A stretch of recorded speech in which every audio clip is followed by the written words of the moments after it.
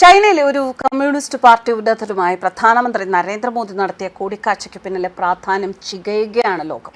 Chinese communist പാർട്ടിയുടെ polit bureau standing committee അംഗമായ കായ് ക്വിയുമായാണ് പ്രധാനമന്ത്രി നരേന്ദ്രമോദി കൂടിക്കാഴ്ച നടത്തിയിരിക്കുന്നത്. ഇത് ആദ്യമായാണ് പ്രധാനമന്ത്രി ചൈനയിലെ ഒരു കമ്മ്യൂണിസ്റ്റ് പാർട്ടി ഉന്നതനുമായി കൂടിക്കാഴ്ച നടത്തുന്നത്. ചൈനീസ് പ്രസിഡന്റ് ഷീ ജിൻപിങ്ങിന്റെ അടുത്ത ആൾ കൂടിയാണ് കായ് ക്വി. ഇദ്ദേഹം പാർട്ടിയിലെ കരുത്തനായ നേതാവ് കൂടിയാണ്.